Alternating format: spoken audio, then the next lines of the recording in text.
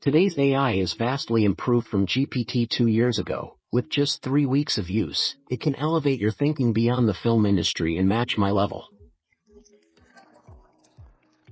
I depend on this tool but want the freedom to explore and push its boundaries, especially if I try it before you. If the internet levels information equality, AI addresses intellectual equality. What will kids do? Embrace AI, challenge teachers, point out when questions are incorrect, think outside the box. The key to solving a problem is never where we expect. I believe people's grasp of AI in education has grown, but only at a basic level. Because most of ChatGPT comes out as soon as it comes out, it is the most elementary stage of artificial intelligence. That is, you ask questions, it gives answers, which is particularly detrimental to education. Some of this rote memorization of knowledge is very convenient, but for students, if a lot of questions I tell you GPT that I want to write a paper, and then the paper comes out, then this kind of tool is extremely harmful to education.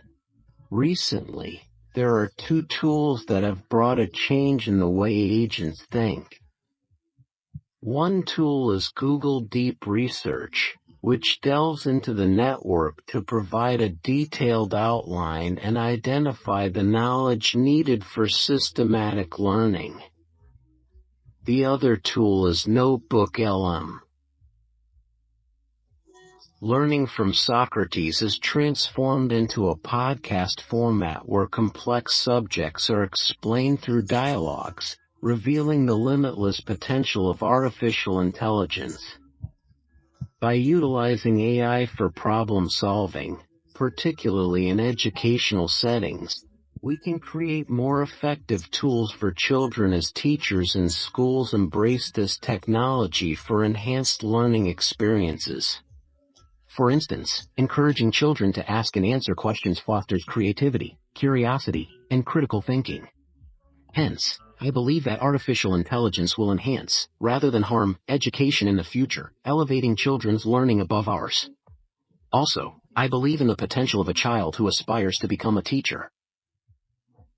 It's possible that in the future, AI will provide multiple teachers for different subjects like history, guitar, and drawing. AI teachers' skills are expected to exceed real-life teachers' abilities, but it may come at a higher cost. With knowledge and education potentially becoming free, personalized teaching could be the norm. This shift can offer a positive outlook for future generations. Avoid pigeonholing AI based on current limitations. Insert a sentence, that is, children are not allowed to use AI to write essays.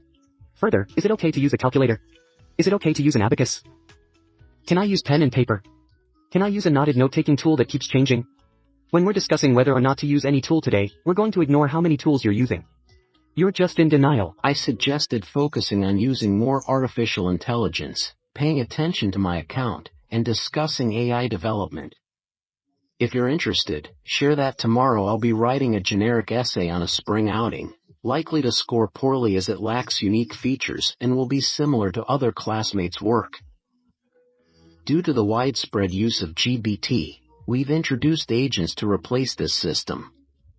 A real person writes articles after reading over 10,000 volumes.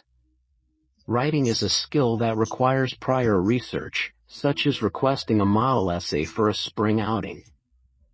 I'll guide you in learning and analyzing article topics, structure, style preferences, and using it as a model for your own essay writing. What do you think of this writing process?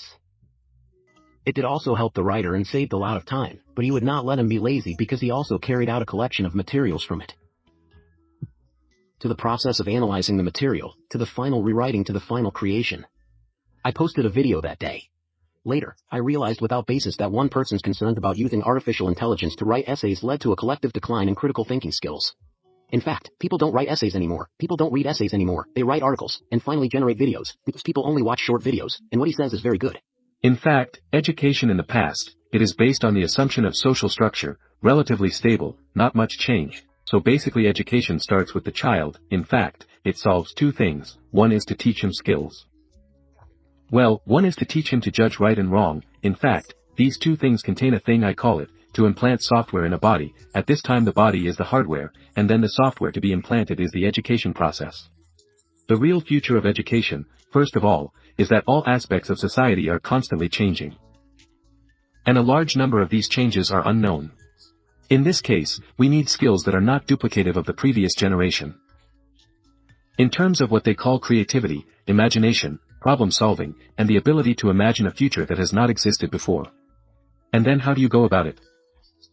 I believe it's crucial for children to cultivate curiosity and imagination early on, regardless of their education. This is highlighted by entrepreneurs in the AI field losing their imaginative abilities over time. He believes seeing is believing, but by the time he sees it, it's often too late. The great adventure possesses a skill called hallucination, also known as apocryphalism. Successful entrepreneurs also have this ability, known as reality distortion power. I possess the ability to envision scenarios where things do not unfold, and can articulate them. I emphasize the importance of contemplating the future when addressing AI concerns, rather than dwelling solely on the present or past. By focusing on the present and looking towards the future, one can believe in the current actions without being restricted by doubts about the distant future. Embracing this mindset can uncover vast opportunities that remain unseen when anchored solely in the present.